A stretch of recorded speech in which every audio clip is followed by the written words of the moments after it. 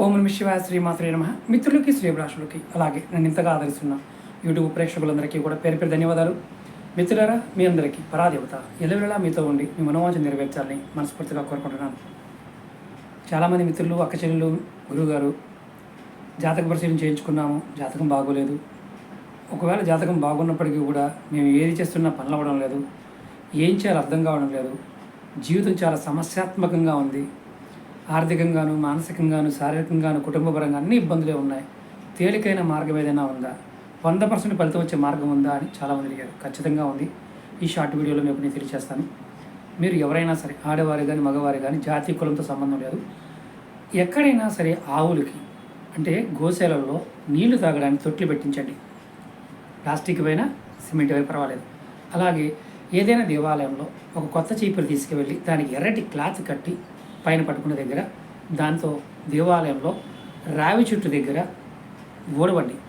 ఇలా మీరు ప్రతిరోజు అంటే ఒక 45 రోజులు కానీ మీకు అవకాశం ఉన్నప్పుడల్లా, అంటే ఆదివారం సెలవు ఉంది, పండుగ రోజు సెలవు ఉంది, ఎక్కడైతే రావి చెట్లు దేవాలయ ప్రాంగణంలో ఉంటాయో ఆ రావి చెట్టు దగ్గర కొత్త చీపురు తీసుకుని వెళ్ళడం, దానికి మనం పట్టుకునే భాగంలో ఎర్రటి క్లాత్ కట్టడం, దాన్ని ఊడవటం, మొత్తం ఆ ఊడ్చిన దాన్ని బయటపోయటం, అలా దేవాలయంలో రావి చెట్టు దగ్గర ఈ పని చేయాలి. మరి ఆవులకి గోశాలలో లేదండి గురువుగారు వేరే వాళ్ళు ఎవరికైనా మనం తొట్లు లాంటివి ఇవ్వచ్చు. దాంట్లో మీరు నీళ్లు పోసి ఆవుకు పెట్టవచ్చు. ఇలా చేయటం వల్ల మీ జీవితంలో మీరు ఎదుర్కొంటున్న అనేక రకాల సమస్యల నుండి బయటపడతారు. ఇది చాలా చాలా ఇంపార్టెంట్. ఇది పనిచేస్తుందా గురువు గారు అంటే, మళ్ళీ చెప్తున్నాను, జ్యోతిష్యం చెప్పేవారు కావచ్చు, జాతకం చూసుకునేవారు కావచ్చు, రాశి ఫలం బాగోలేదు, దినఫలం బాగోలేదు, ఈ సంవత్సరం ఎలా ఉంది, చాలా ఇబ్బంది పడుతున్నామనేవారు ఖచ్చితంగా ఈ 2 ప్రయత్నాలు చేసి చూడండి.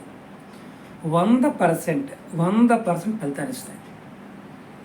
ఆవులకి గోశాలలో కానీ బయట ఎక్కడైనా సరే, మామూలుగా తెలంగాణ కొన్ని ప్రాంతాల్లో మామూలుగా ఆవులు తిరుగుతూ ఉంటాయి, అంటే వదిలేస్తుంటారు. ఎక్కడైనా మీ ఇంటి దగ్గర అయినా సరే, బయట అంటే ఇంటి బయట అయినా సరే, ఒక సిమెంట్ తొట్టు లాంటిది నీళ్లు తాగడానికి కట్టించి నీళ్లు పోయింది దాంట్లో, అలాగైనా చేయవచ్చు. బయట ప్రదేశాల్లో అయినా సరే, ఇంటి దగ్గర ఆవులు ఉంటే ఆవులకి తొట్టి కట్టించండి. పక్కిట్లో నీళ్ళు పెడుతుంటాం కదా, అలా కాకుండా తొట్టి లాంటిది కట్టించి దాంట్లో సిమెంట్ తొట్టి లాంటిది అయినా తీసుకొచ్చి దాంట్లో నీళ్ళు పట్టండి. అలాగే రావి చెట్టు మాత్రమే, రావి చెట్టు దగ్గర కొత్త చీపురు తీసుకొని దానికి ఎర్రటి క్లాత్ కట్టి చక్కగా చెట్టు చుట్టూ శుభ్రం చేయటం, అదే చీపురుతో మళ్ళీ ఆ చీపురిని పక్కన పెట్టండి. మళ్ళీ నెక్స్ట్ టైం వెళ్ళినప్పుడు, 2వ రోజు వెళ్ళినప్పుడు అలాగే ఎర్రటి క్లాత్, ఆ క్లాత్ని అలాగే పెట్టి కట్టండి, వాడండి, అంటే చీపురుతో రండి. అద్భుతాలు చూస్తారు.